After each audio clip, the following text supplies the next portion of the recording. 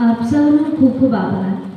હવે કાર્યક્રમની શરૂઆતમાં હું વિનંતી કરીશ ગાંધી વિચાર પ્રચાર પ્રસાર સમિતિના તેમજ અંગ્રેજી વિભાગના અધ્યક્ષા ડૉક્ટર કીર્તિબેન પંડ્યાને કે તેઓ આવેલા મહેમાનોનું શાબ્દિક સ્વાગત કરે. ડૉક્ટર કીર્તિબેન પંડ્યા.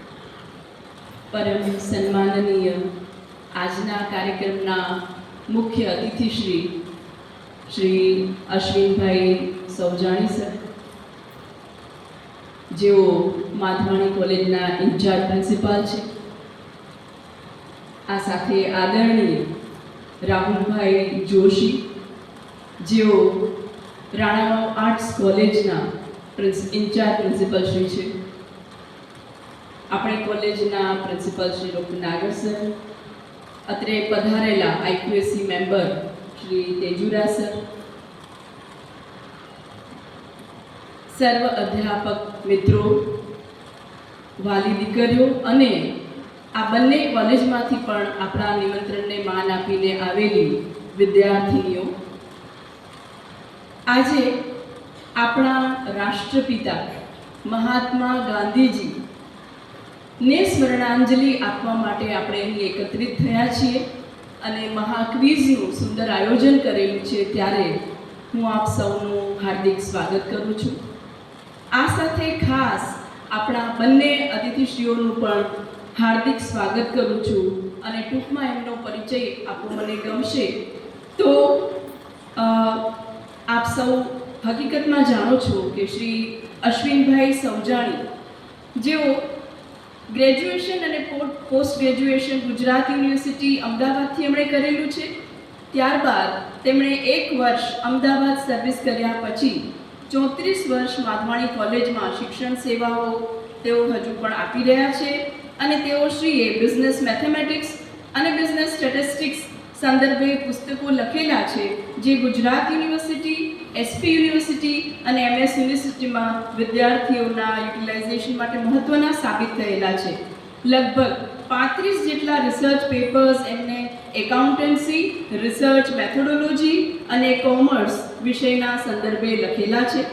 અનેક નેશનલ અને ઇન્ટરનેશનલ કોન્ફરન્સમાં ભાગ પણ લીધેલો છે. હાલમાં તેઓ એકાઉન્ટન્સી વિભાગના હેડ છે અને પોસ્ટ ગ્રેજ્યુએશન વિભાગમાં પ્રોફેસર ઇન્ચાર્જ છે.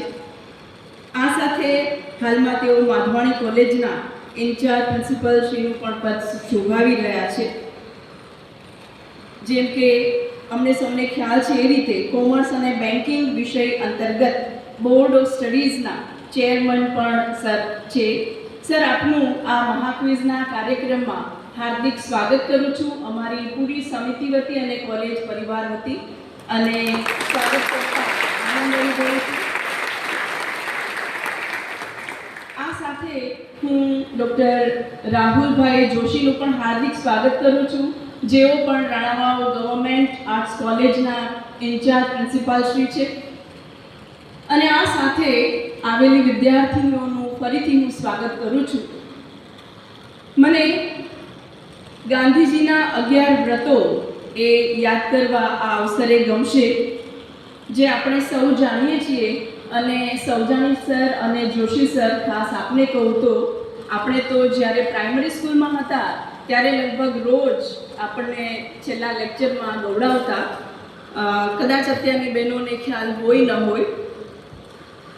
સત્ય હિંસા ચોરી ન કરવી, વણજો તું નવ સંઘરવું, બ્રહ્મચર્યને જાતે મહેનત કોઈ અડે નહીં અભડાવું, અભય સ્વદેશી સ્વાદ ત્યાગને સર્વધર્મ સરખા ગણવા, એ 11 મહાવ્રત સમજી નમ્રપણે દૃઢ આચરવા, નમ્રપણે દૃઢ આચરવા.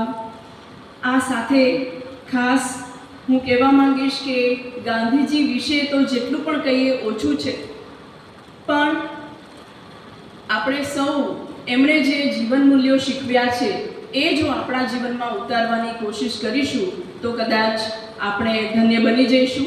આપણા પોરબંદરના જ એટલે પોરબંદરવાસીઓએ આટલું તો ઓછામાં ઓછું કરવું જોઈએ અને એમના બલિદાનને સાર્થક બનાવવું જોઈએ. આ સાથે નાની એવી એક ગઝલ યાદ આવે છે, જે આપણા રાષ્ટ્રીય શાયર ઝવેરચંદ મેઘાણીએ બાપુ માટે લખેલી, જે ખાસ કરીને ગોળમેજી પરિષદના સંદર્ભમાં હતી અને બાપુને સંબોધીને હતી.